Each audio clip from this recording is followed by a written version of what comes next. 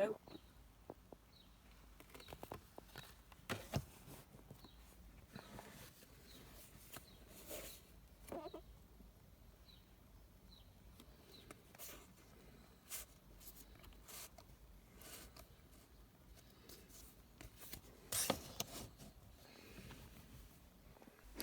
part of our series on accessibility, there's always a question of the blue badge. It's elusive to some, but easy to get for others. Why is this? Well, the blue badge helps people with disabilities or health conditions to park closer to their destination. You can apply for a badge for yourself or on behalf of someone else or by an organisation that transports people that need a blue badge. People who automatically get a blue badge, believe it or not, there are some. You automatically qualify for a blue badge if you're age 3 or over, and if one of the following applies. If you receive the higher rate of mobility component of the Disability Living Allowance, or you receive PIP, that's the Personal Independence Payment, because you can't walk more than 50 yards, or if you're registered blind, you receive a War Pensions Mobility Supplement. You'd be eligible for a badge if one of the following applies. For example, you cannot walk at all, or you cannot walk without help from someone else or using a mobility aid. Or if you find walking very difficult due to pain, breathlessness, all the time it takes.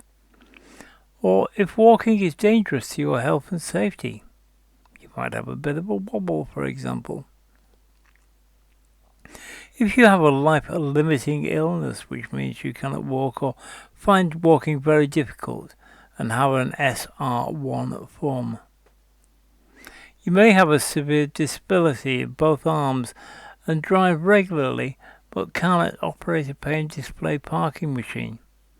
Or if you have a child under the age of 3 with a medical condition, that means the child always needs to be accompanied by bulky medical equipment, or kept near to a vehicle in case they need emergency medical treatment.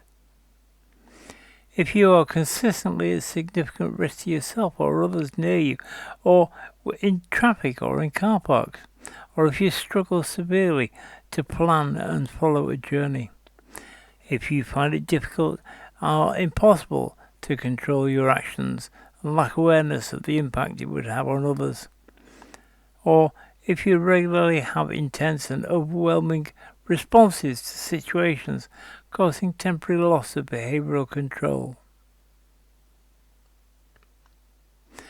Now, what you need to apply for a blue badge, and certainly the thing I found, I had everything to hand. For example, you need your proof of identity. That could be a driving license or passport.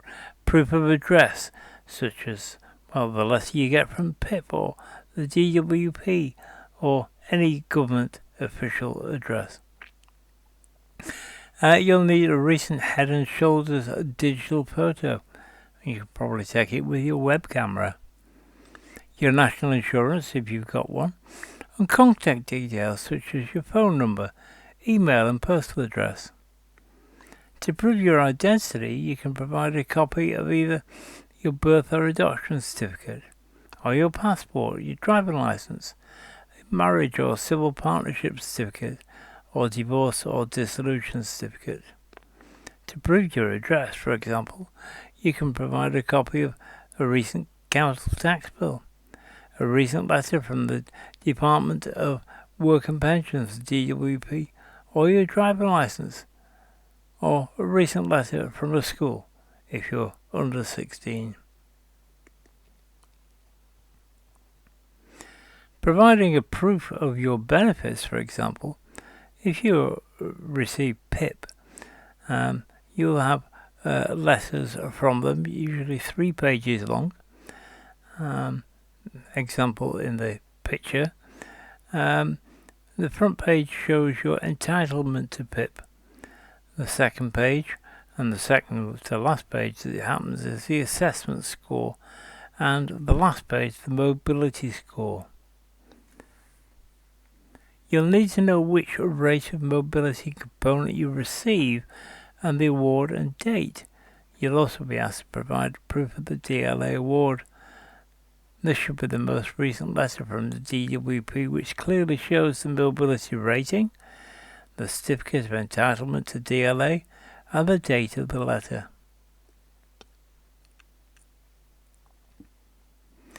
If you are a war pensioner, you'll be asked to provide proof of the benefit.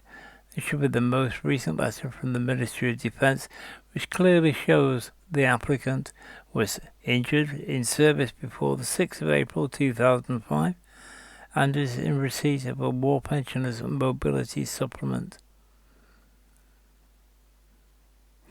You may be asked to provide proof of a benefit for the Armed Forces Compensation Scheme. Obviously, you must have been in the Armed Forces in the first place, but this should be the most recent letter from the MOD, which clearly shows that you were injured in service after the 6th of April 2005. You've been awarded a benefit by the Armed Forces Compensation Scheme with a lump sum payment with tariffs 1 to 8. And you're certified as having a permanent substantial disability which causes the inability to walk or very considerable difficulty in walking. If you're applying without one of the benefits, the application will need to be assessed by the issuing local council. In my case, it's the Cheshire and Chester West. To help assess the application, you'll be asked to provide extra information depending on the answers you give when your eligibility. If you cannot walk or find walking difficult, or you have a non-visible or hidden condition, you'll be asked to provide details of any relevant medication that's been taken, relevant treatments that you've received or are about to receive, and your healthcare or associated professionals that have been involved with the treatment of your condition. You'll be asked if you want to upload supporting documents. This could be prescriptions, diagnosis letters, or correspondence between professionals that treat your condition. If you cannot walk or find walking difficult, you'll also be asked questions around your condition and how it affects your walking. If you have a non-visible or hidden condition, you'll be asked questions around how journeys between your vehicle and your destination are affected by your condition. Any documents that you may need to send along, you'll be able to upload a photo. You can take it with your phone or scan them if you've got a scanner.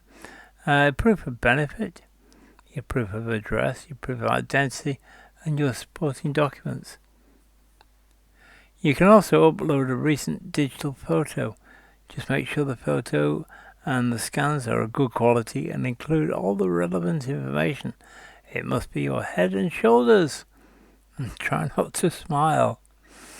If you're applying for a mobile or a tablet device, you can take a photo with the required documents or upload them within the application itself. You can choose not to upload the documents when you're applying. If you do this, you'll need to supply copies of the documents to the local council. Instead, if you receive one of these benefits, you can still apply and your application will be assessed by your local council.